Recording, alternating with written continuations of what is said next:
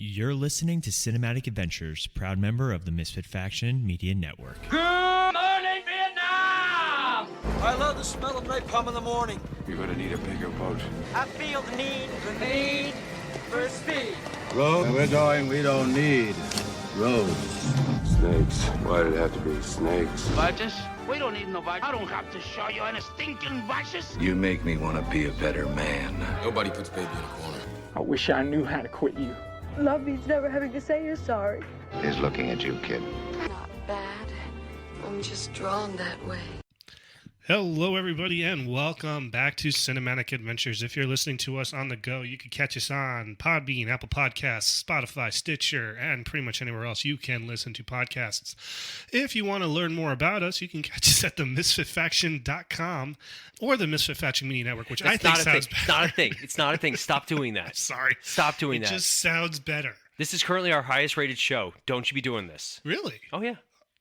Okay, folks. I'm sorry. I'll actually try harder now. All right. TheMisfitFaction.com. MisfitFaction.com. Yes, thank you. As always, I'm one of your hosts. My name is Sean, and the other guy you just heard, he's Paul. Paul, how are you? The other guy? Get out of my house. We're in the studio. It's a shared working space. Did you ever see the movie Blank Man? Long time ago. Where the brother gets the superhero nickname, the other guy. And you, other guy, this great Blank Man t-shirt. I kind of think I'm the other guy. You were the host. I gotta see if Ronnie wants to do a multiverse fan cast on Blank Man. I love that movie. The hostess with the mostest. There's a T. There's apparently. a T. There's a T at the end. Yeah, I found that out. Yep. Thank you. All right, Paul. So last week we talked about the 70s blockbuster Jaws and how it really started the whole summer blockbuster craze. So we were like, all right, let's pick another one. Did we? I don't know. But we decided on the 1996 action thriller The Rock. That's picking one. Yes, Yeah, we did but pick one. Is it a summer blockbuster? I mean, when did it come out? 1996. What month, dummy? Oh my god. I don't know. June 7th, 1996. I would argue that, yes, that is a summer blockbuster. Okay. See, if Paul says so, that it happened. And on a budget of $75 million, making $335 million, I would argue that that is the start of the summer blockbuster season, much like Spider-Verse was the start this year. See, there you go. See, I just wanted to get you involved. What? I knew all that. Oh, I don't just hit record and let you go? Yeah, pretty much. MisfitFaction.com. Thank you. Podbean. Paul, what's the website, Paul? MisfitFaction.com. All right, and you can also catch our other podcasts on there, the Multiverse Fancast or MF Uncensored. So I'm looking forward to this episode because... What a weird intro this has been. Well, what do you want from me? I told you could host, and you were just like, nah, man, I'm tired. Not what I said. I said whatever you want, my friend. Well, this is what I want. You're tired, and I'm hosting. Okay. There we go. See? Everyone's happy. Fine, let's talk about Dwayne Johnson then. Really? You said The Rock. See? I got you there. All right. Well, you made fun of my role joke off air. I make fun of all your jokes. Well, I'm really glad everybody's listening to us banter back and forth like an old married couple. Well, that's kind of what every episode's about. I kind of wanted to go like a Colin Mockery, Ryan Stiles dynamic, but we just haven't made it there. I'm not that talented. No, it's more just whenever Colin Mockery says something that makes Ryan Stiles just either burst out laughing or just roll his eyes. So you're Colin Mockery. Oh, yeah. That's fair. Better hair. All right. So, Paul, what do you know about The Rock? Not Dwayne Johnson. So, no, it is a code word. Yes. For Alcatraz. Alcatraz. You've been to Alcatraz, right? I have been to Alcatraz. How old were you when you went to Alcatraz?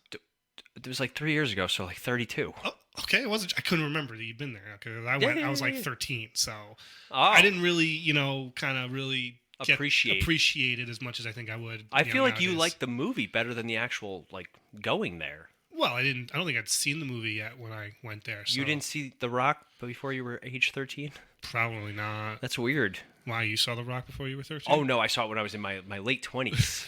I think you showed it to me for the first time. Probably. It sounds about right.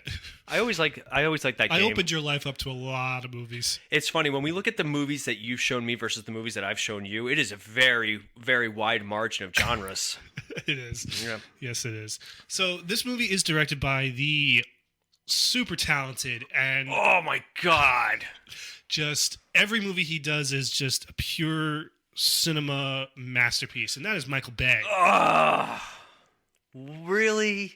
Had to. You did not. I did. This is early Bay though. This is like his second movie. This is before he a lot of the Bay tropes. Well, yeah, okay. So he had not established the Bay tropes yet. He had Bad Boys that came out in '94, was a huge hit, an unexpected hit. I like Bad Boys. And this was his follow-up, and I think this, in my opinion, I think this is his best movie. If you didn't know this is a Michael Bay movie, you wouldn't know this is a Michael Bay movie. If you had never, yeah, okay. It's not over the top as much as the other Bay films. There's no objectifying of women in this. For the most part. For the most part. I'm not going to lie, there's not much of a female representation in this movie. Claire Forlani's in it. She's in it for 5 seconds. And then Vanessa Marcel is Nicolas Cage's girlfriend, and she's in it for a whopping 20 minutes. But that's about it. Wait. Yeah. But, okay. There's no Megan Fox in this one. Sorry, guys. no Megan Fox. So this movie is, again, released in 1996, and it is a huge all-star cast. I mean, when you talk about this cast, you say, okay, you have Sean Connery, who's in the midst of his 90s action, thriller movie making that he was doing, Hunt for Red October, Entrapment, and a bunch of others. I liked Entrapment. Entrapment was a good movie. Catherine Zeta-Jones. Easy, buddy. Producer Melanie met her. Really? Oh, yeah, she lives in... She used to go to Starbucks where Melanie worked. Yeah. Very nice. That's what I hear. What was I saying? Star-studded cast. Oh, thank you. Nicolas Cage, fresh off his Academy Award-winning film Leaving Las Vegas, and Ed Harris, right off of Apollo 13. So those three guys at the top of this cast is pretty big for that time. And Ed Harris plays a guy named Francis. Yes, he does. I liked him in The Truman Show. Oh, Truman Show's a great movie. Truman Show is a great movie. What do you know about this movie? Anything else? That the bad guys take over Alcatraz, and they're going to do missiles. They're going to fire missiles with very poisonous gas on the city of San Francisco unless the military releases money from a slush fund to the families of killed soldiers that were never paid compensation. Yeah, so one thing about Michael Bay, we're going to talk a little bit about the Bay Man, the Bay guy. Yeah, we decided we're going to kind of do a little focus on his career in this as well. Thank you for reiterating that. It was really helpful. But anyway. Some people don't know what you're talking about half the time. That's fair. But Michael Bay, he has a huge respect for the military. He always, say what you will about the Transformers films in terms of quality, but he always has a very strong military presence in them. And he tries to get, actual, soldiers and military tactics and all that stuff. He does a lot. So to make the military, or a faction of the military, the quote-unquote bad guys, even though they have good intentions, somewhat. It was an interesting dynamic, and one that he hasn't actually replicated since. No. He's very big in making the military and the police and all those the good guys, which I have no problem with personally. So. Well, yeah, and with this movie, it's a morality tale on the character that Harris plays, because he is this 4-star general. He's been through Vietnam, he's been through Grenada, and he's been through, Desert Storm. And he's just tired of seeing his, good soldiers die, and they're not getting any recognition, not any compensation for it. And and he finally snaps and decides to take charge of the situation. It's going to be weird when we get to a point in our history when they can't say, oh, he was in Desert Storm, because it was so long ago. 30 years now. We're already with 30. Even Vietnam, you can't really say, he started. You still say Vietnam. It still has a. It's still got a little kick to it. It's got a kick to it, Vietnam. But we're getting to we're getting to a point in our not in our lives, but in the timeline that there's not many people left from World War II. No, yeah. There's still a decent amount of people who are alive that went to Korea, Vietnam, and then obviously the first Gulf War. But you're right. It's just. Time keeps going, and it's getting to a point where it's wow, it's how has this been so long ago? I'm trying to think what people are going to say they were at from now on, in the future. Well, let's knock on. I was at Black Friday at Walmart. The real wars. You haven't seen anything till you're a Walmart greeter on Black Friday. Oh my God, I can only imagine. It's like Dick Cheney. You can't say that on this show. Enough uncensored, I can say it. Oh, enough uncensored, you can say it. But. That's one of our other shows, misfitfaction.com. But anyway. See? Shameless plug. I got it right. I managed the website. Of course I got it right. I hope you do. I do the social media. It's a great website. Oh my God, I hate you so much. There's brand new articles on there, by the way. Check them out. What are they on? I did one on Superman's anniversary. Wedding anniversary or just? Just general anniversary. Nice. And one on YouTube and TikTok. on social media and the difficulties that they endure. And I think I did something else, but go check it out. MisfitFaction.com. Misfit Corner articles. All right. So let's jump into the rest of the cast of this movie. So we mentioned Sean Connery, Nicolas Cage, Ed Harris. We've also got Michael Biehn. Oh, yeah, that's right. William Forsythe, David Morse, John Spencer, John C. McGinley for all you Scrubs fans out there, Tony Todd. Oh, what's his face? The Voice. Yeah. Oh, God, it's going to drive me crazy. Help me out here. The Voice? No, who? Tony Todd. Who did he play? No, he's been in a lot. He was in The Crow. He was in the remake of Night of the Living Dead. He's big on, he did a lot of horror stuff. Yeah, what was the horror thing that he did? Candyman. Oh, Candyman. And then, because he did the voice for Zoom on The Flash. That was him? Oh, it was horrifying. Oh, I don't remember that. Yeah, and then... What season was that? Season 2. I don't and know then, that was him. yeah, Tony Todd did a voice for Zoom, and I want to say... Oh, it's going to drive me crazy. The guy who played Jigsaw. Oh. Yeah, it's going to drive you crazy. Tobin Bell. Yes, he played one of the voices for another villain speedster. I forget which one. Okay. But yeah, they got some good voices. Mm-hmm. Yeah. And we also got Claire Forlani, as you mentioned, plays the daughter of Sean Connery, and Vanessa Marcel as Nicolas Cage's girlfriend / fiance in this movie. All right, who'd win in a fight? Yes. Michael Bihn's character from Terminator or Michael Bihn's character from Aliens? Ooh. I think I'm going to go with Aliens. If they have the weaponry, I'm going to go with Aliens. Like full-on Colonial Marine plasma rifles. I think you gotta, but Kyle Reese is Kyle Reese. I think in a guerrilla warfare situation, it's going to be Kyle Reese because he can make dynamite and he was very Yeah. And he beat up robots. That's true. Did you watch the Arnold Schwarzenegger documentary on? No. I gotta watch it. I gotta watch Fubar too. Did you see the commercial with him and Chris Hemsworth? And they're in the elevator at Netflix. It's pretty funny. Yeah, you should look that up. I did not see that. But anyway, that's my first who would win in a fight. I'm sure there'll be another. Oh, I'm sure there's gonna be plenty. Who'd win in a fight? Nicolas Cage's character in this movie or Nicolas Cage's character in Face Off before his face was off? All right. Face Off. Face Off. Yeah, he was a psychotic in Face Off. Oh yeah, that's fair. See, that is a great movie. See, all right. So who'd win in a fight? His character in Face Off or his character in Con Air? Oh man, he was built in Con Air. He was looking pretty good, and the hair. That's a tough one. I'm gonna go Con Air.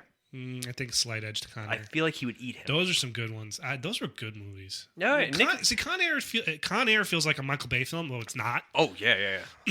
But Face Off is such an underrated movie. Oh yeah, and I'm surprised they never did a sequel called Face On. Because in all honesty, the science of Face Off makes zero sense, which is hilarious. You're gonna take his face off, like in Face Off. Like in Face Off. I want to take his face off. Oh, John Travolta in that one too. Oh yeah, playing That's each other. Back when they did that was trying to get Jackie Chan and Jet Li in a movie. Getting the two of them. Together. That was a great movie, Forbidden Kingdom. It was okay. It was okay. It was okay. Okay. I like that movie. It was good, but it wasn't what people wanted. See, good and okay are totally different. So okay is good. That's good to me. All right. Comment in the podcast section below. I don't know. Comment on Facebook if good and okay are the same thing when describing a movie. Good and okay. I feel like they're two different descriptors. Okay. What would you say this movie is? Great. I love this movie.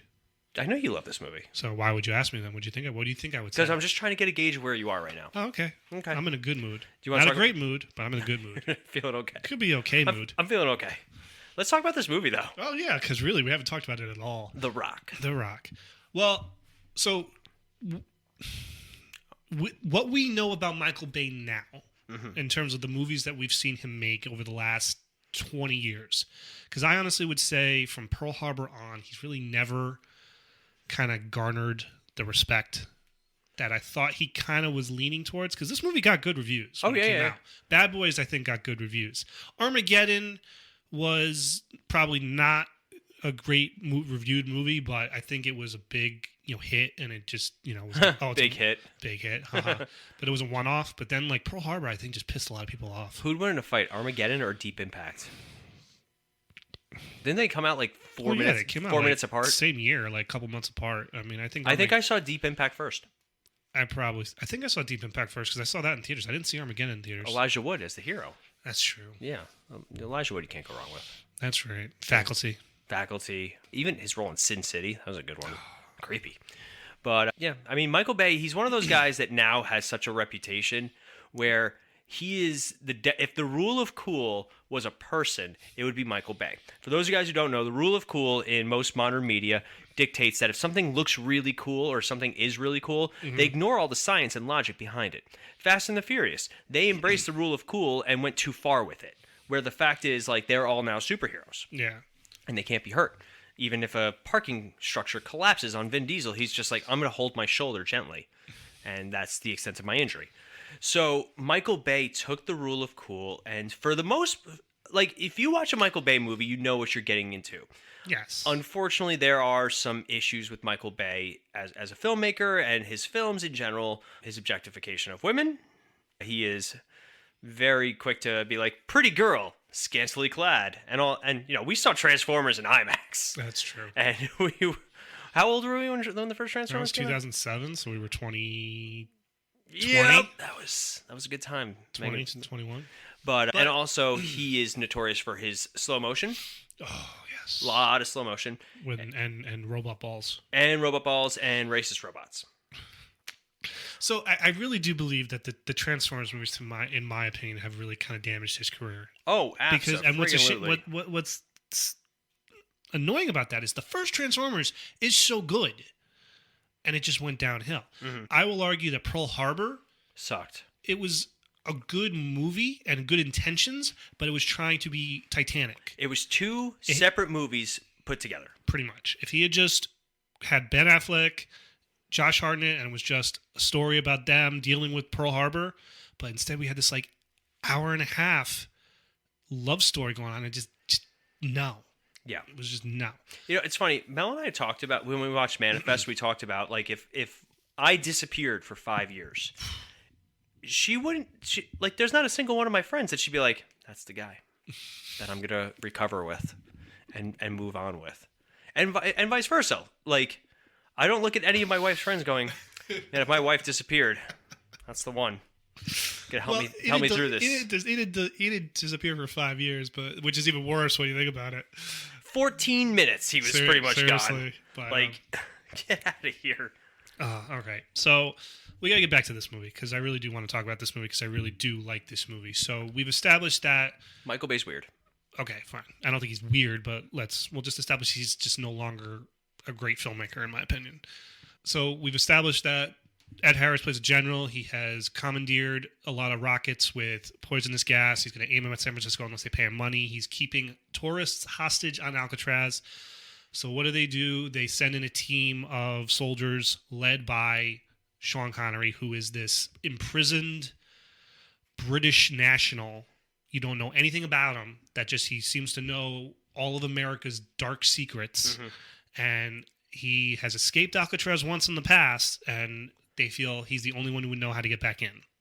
And Nicolas Cage plays a FBI agent who focuses strictly on poisonous gases, bombs, all that type of stuff. Mm-hmm. So the two of them team up together with the soldiers, and they infiltrate Alcatraz Island, and it does not go well. Of course it doesn't go well. All the soldiers get killed. Except for the two of them. Of course, because they're the main leads. There you go. Yeah, rule of cool. So then it's just the two of them wandering around the island and killing people. It's actually really cool. It's really fun. Sean Connery is a badass, man. He really is. I do like Sean Connery. It's sad seeing his last role was The League of Extraordinary Gentlemen. His last good role. Well, not his good role. His last big budget role. I still never seen that movie. You've never seen The League of Extraordinary Gentlemen? Didn't that come out? I think it came out the same year as Van Helsing. Oh yeah, and they are in the same vein. Yeah. They are very much in the same vein. Yeah. But it's cheesy, it's bad, and it's a guilty pleasure movie for me. All right. But so there's a theory about Sean Connery in this. What is the theory? This fan theory I've noticed pop up over the last decade, and it is that the character Sean Connery plays is in fact James Bond. The James Bond he played obviously in the 60s. And there's always that theory going around that the name James Bond is a code name. So that's why that explains how there's a different James Bond every 10 years. Mm-hmm. So working on that theory, then it's like, oh, well, it's now the 90s and Pierce Brosnan's off playing Bond and now Sean Connery's in jail. He's the Bond from the 60s. And you know what? Obviously, you're never going to hear anything out of Michael Bay about that because it's in the long run, it's not true, but it's just a fun theory. It's a fun thought to the movie that, and man, you know what? It makes sense. Oh, absolutely. Because he's basically a Bondish character. You know, he really is. I mean, that's what he does in the movie. He is obviously good at hand-to-hand combat. He can still shoot. He can still, handle himself physically. So I think it makes sense. It's a fun theory. It doesn't take anything away from the movie by thinking that is what is going on. But, it's just a fun. I like those types of things. Mm-hmm. Did they actually say... They do say why he's captured, like he's imprisoned at. They never really established exactly what he was arrested for. He was an MI6 operative, but which is even funnier. He left. I think the British revoked his, status or something, and but apparently he had all the secrets. And the funny thing is, at the end of the movie, where he tells Nicolas Cage, where to go, and he ends up going to this church in the middle of nowhere, and he comes out with film, and it's the JFK assassination. And he goes "Hey, honey, right. You want to know who really killed JFK?" And then the movie just cuts to black. Yeah. Oh. So again, this movie is just a good time. It is pretty much straight action from beginning to end. Oh yeah. It is a typical Michael Bay film. But it's early on in his career, and it's actually, I think, his most violent movie. I don't think besides Bad Boys, I don't think he's really stuck to the PG-13. Oh yeah. I don't think he's since. done any other R-rated movies. Oh, Pain and Gain. Oh yeah, that's right. Which I still have never seen. It's okay. Yeah. It's wildly okay. See, that's how you say okay. Wild. It's wildly okay. It is an interesting movie. I watched it once. I have never had a desire to put it back on. That's fair. But for me, this movie, because then it gets to the point where towards the end of the movie, what's-his-face, Hummel, starts having second thoughts. Yeah, he's clearly... A little conflicted, and he even said, so the funny... That's not funny, but it's Hummel and his, right-hand man. They've been together for 30 years. And that's Michael Biehn. No, that's David Morse. Michael Bihn's one of the soldiers that gets killed in the raid. To try he does not have a good... No. He's like Sean Bean. Just dies all the time. Maybe it's just the last name. Yeah, maybe. But they're not even spelled the same. They release one of the rockets, and he, redirects it. And, there's this great line where one of the soldiers goes what are you doing? He goes, we bluffed. They called it. Mission's over. He goes, what do you mean? He says, you really think I'm ready to kill millions of people? Yeah. And he's but then you see that these soldiers have become basically mercenaries, and they want their money, so they don't care. So, they kill him. Yeah, he was the only one still with a little shred of decency. Yeah, pretty much. But tis what it is, unfortunately. But again, there are some brutal kills in this movie, and it's great. Oh, yeah. Oh, hey. Vibrations. Yeah, you're welcome. Thank you. Anyway, how does it end, Sean? How does it end? Well, there's a great scene where one of the mercenaries, Nicolas Cage, puts one of the poisonous capsules in his mouth and punches him. And his face just starts to disintegrate. Poison capsules. It's crazy. Yeah. But I really do recommend this movie. It is a lot of fun. And it's one of those I could watch every few months. Oh, yeah? Star City rating? I'm going to give it a 3.5. All right. It's a solid film. It's not one of those movies that I could just throw in and watch. I need to be in the mood. In the mood? Yeah. I'm going to give this a 4. I truly believe this is Michael Bay's best movie. You think this is his best movie? I movie? think it's his best movie. So let's do some rankings then on Michael Bay. Where would you put Transformers? So I think it's The Rock. Okay, The Rock. Bad Boys 1. Bad Boys 1. Transformers 1. Transformers 1. Then I'd probably put Bad Boys 2 over, and then Armageddon as my top 5. And then just all the Transformers movies.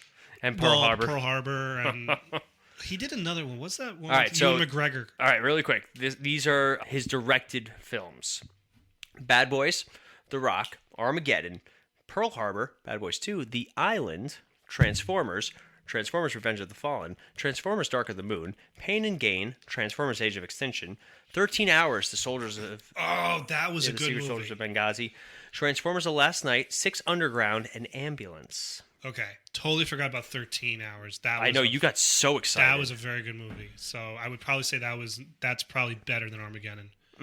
Okay. So I would say for me, from this list, because some of these I have not seen. I have not seen Six Underground. I have not seen Ambulance. No. I heard Six Underground was good.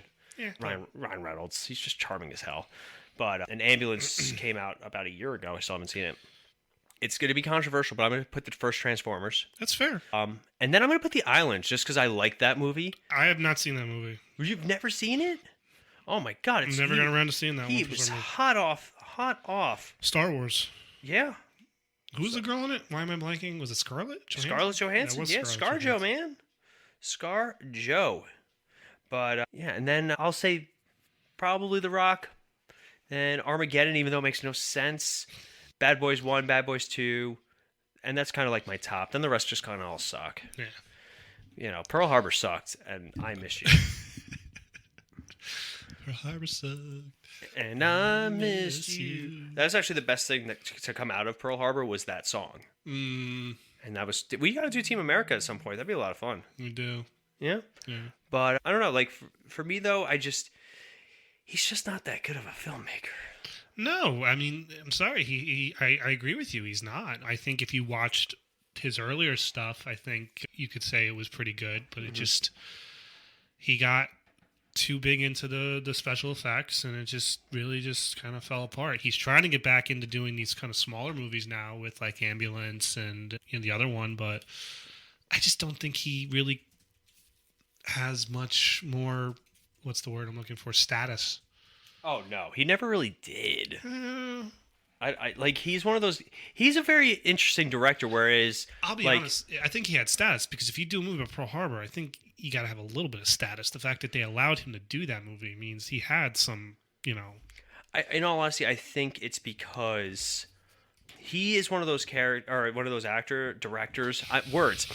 that makes these, like, movies that are so commercially successful, but critically are never super successful. That's true. For the most part. I really want to... I mean, obviously there are some studios that probably care about critical reviews, but as long as the movie makes money, they don't give a damn. He doesn't care. He is not about it. And I'm fine with that. Like, if that's what you do and you make money from it, cool. Do you, man? Yeah. But so here's a quote from a critic back in the 2019 who said, "The Rock is Michael Bay's best film. It is also a perfect snapshot of the height of the 90s action movies." Oh my God, yes, it is quite. So yeah, I'll give that one. Yeah, I totally agree. Apparently there was a sequel that was in the works back in 2017. I could see it. This movie set itself up for one. But obviously we've lost Sean Connery since then, and so sad. But it's just, this is a movie that if they were to do a sequel, they should have done it 20, 25 years ago. But all right, so I think that about sums it up for The Rock. Paul, you got anything else you want to add?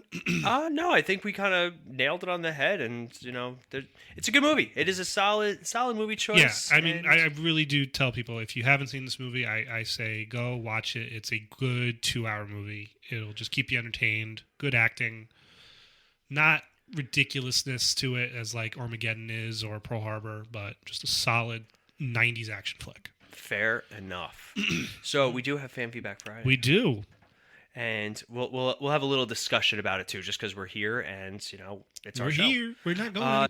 This week, what is the greatest movie monster animal? So an animal from a movie, like just a giant in general. Mm-hmm. So Jaws was the one we did last week. Yeah. Can you think of another giant movie animal that comes to mind? King Kong, Mighty Joe Young. Mighty Joe Young is good, but Mighty Joe Young wasn't a monster.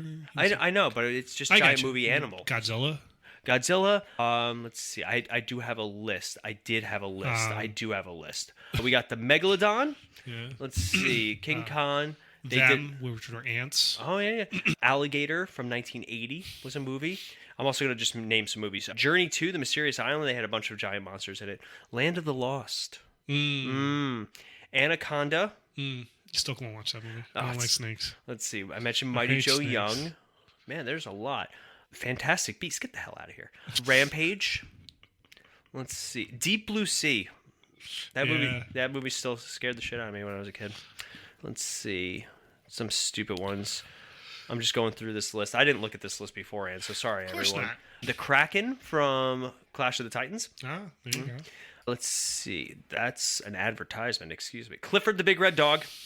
Terrifying stuff, guys. Let's see. They made a Deep Blue Sea 2. What is this? There's a movie called Mega Shark versus Mecha Shark. We live in a magical time. King Kong we mentioned. Let's see. Tremors. Oh, yeah. Yeah. That is such a guilty pleasure movie. Yeah. What's the one with the spiders? With Arachnophobia. that one, yeah. That's still my worst fear, putting your foot into a slipper and there being like a bug or a spider in the slipper to like bite your foot. That could be scary. I'll give you that one. Let's see. Turning Red, because it had a giant panda. Giant red panda. It's a solid movie. They tackle some serious things in there. Jaws 3D, because that time it's personal. Oh, no, Jaws the Revenge is personal, excuse me. Thor Love and Thunder, because why not, I guess. I know. Now I'm just annoying Sean. Let's see. Piranha Conda. Wish we could get the sound effect of those goats that are just screaming throughout the whole... Yeah. Oh, that's probably the goats. Piranha Conda. A hybrid creature, half piranha and half anaconda. Stop. Now you just... Yes. No, now I'm just having fun. But yeah, we got some solid animal movie. The Creature from the Black Lake. Black Lagoon. No, it literally says The Creature from the Black Lake. Probably some parody. Lake Placid, the alligators, and I told you they did a Lake Placid versus Anaconda movie. Oh God. Yeah, I didn't I tell you that? You may have. I probably blacked it out. No, that's probably fair. The Jungle Book. Well, it's got a bear, a tiger, a leopard. The Loch Ness Horror from 1982. Do you believe in the Loch Ness Monster? No. Oh, we're going to talk about that on MF Uncensored one day. And then obviously, all right. So I got some good ones, some solid choices. But if you guys want to participate in Fan Feedback Friday, super easy. Just go to our Facebook page every Friday between 8 a.m. and 9 a.m. Eastern Standard Time. You will find our Fan Feedback Friday. And make sure you guys like, comment, subscribe, and do all that jazz. Yeah, definitely. And as always, we enjoyed this. Looking forward to next week. We really don't know what we'll be talking about, but I'm sure it'll be something enjoyable. Yeah. So, as always, I'm Sean. And I'm Paul. And everybody have a good rest of your day. And make sure you find us on social media. Just type in Cinematic Adventures or the Misfit Faction Media Network. Shut up, Sean.